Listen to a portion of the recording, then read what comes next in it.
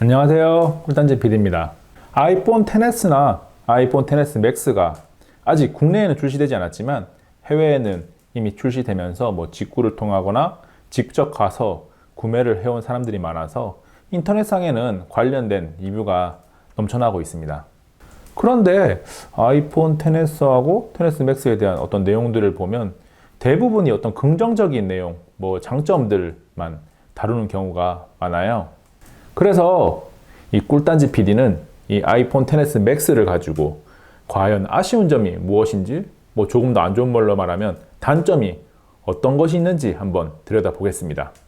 물론 이 아이폰 XS 맥스가 7나노미터 공정의 프로세서를 장착하고 iOS 최적화도 굉장히 잘 되어 있고 기본적으로는 굉장히 좋은 스마트폰임에는 분명합니다. 하지만 스마트폰 중에서 100% 완벽한 제품은 없습니다. 첫 번째는 이 박스 안에서 단점을 찾아볼 수가 있는데요.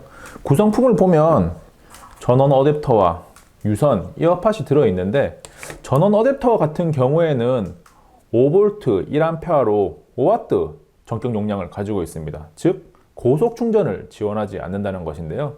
이 아이폰 XS 맥스가 고속 충전을 지원한다는 사실을 알고 나면 왜 이 비싼 스마트폰에 고속 충전을 지원하지 않는 어댑터를 넣어놨는지 이해가 가지 않습니다. 그리고 유선 이어폰인 이어팟이 들어있어서 기본적으로는 이 라이트닝 단자에 연결해서 음악을 듣는 것이 문제가 없지만 평소에 자기가 사용하던 어떤 이어폰을 사용하기 위해서는 연결을 위한 변환 젠더가 별도로 있어야 됩니다. 역시나 이 변환 젠더 역시 들어있지 않습니다. 샤오미 같은 경우 고속 충전을 지원하면서도 워낙 가격을 낮추면서 전원 어댑터에 고속 충전을 지원하지 않는 싸구려를 넣는 경우가 가끔 있긴 한데요. 이 아이폰 XS 맥스 같은 경우에는 아마 64기가 모델이 국내 나올 때 아마 140만 원이 넘어갈 것 같은데 가격을 생각한다면 고속 충전이 되는 전원 어댑터나 어떤 다른 이어폰을 사용하기 위해서 라이트닝 단자와 어떤 오디오 잭을 연결하는 변환 젠더를 별매해야 된다는 것은 굉장히 아쉽습니다. 아이폰 XS 맥스 같은 경우에는 여러 가지 보안 인식 도구가 있지만 저 같은 경우는 페이스 아이디를 사용하고 있습니다. 그런데 이 페이스 아이디를 사용하다 보면 화면을 터치하고 지금 자물쇠가 바뀌면서 풀린 걸 확인할 수가 있는데요. 근데 이렇게 보안이 풀리고 나서도 한 번 더 스와이프를 해서 총 2단계를 거쳐서 홈 화면으로 들어가게 됩니다. 다른 스마트폰에서 지문 인식 같은 경우에는 화면이 완전히 꺼진 상태에서도 지문 인식 버튼을 한 번 누르면 자동으로 보안이 풀리면서 홈 화면까지 넘어가는 어떤 1단계 만에 홈 화면까지 가는 경우가 있거든요.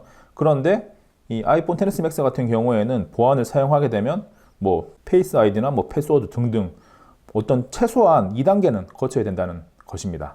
즉 1단계 만에 이 보안을 풀면서 홈 화면까지 가는 어떤 그런 옵션은 없다는 것인데요.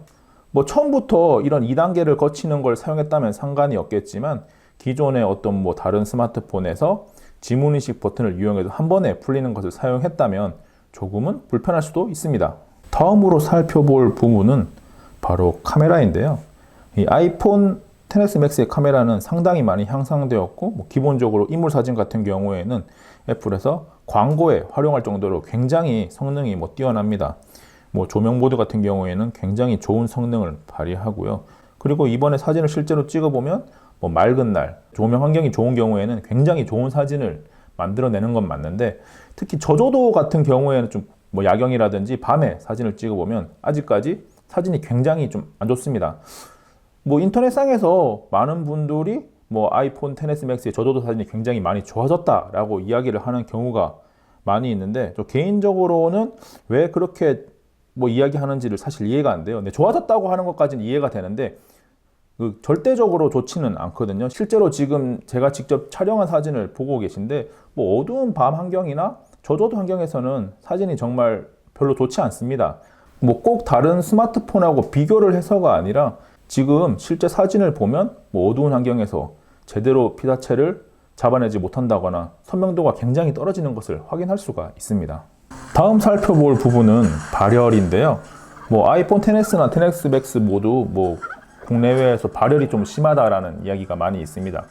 게임을 할 때도 그렇고 어떤 좀 고난이도의 그래픽을 처리할 때도 그런데 지금 상태에서 지금 제가 안투투 벤치마크를 통해서 벤치를 돌리고 있는 상태인데요. 지금 온도를 보시면 44도, 45도, 뭐 46도 이렇게 기록하고 있는 것을 직접 확인할 수가 있습니다. 지금 44도, 45도 계속 기록하고 있고요. 지금 스캔 모드인데 이 정도면 사실 발열이 굉장히 심한 겁니다.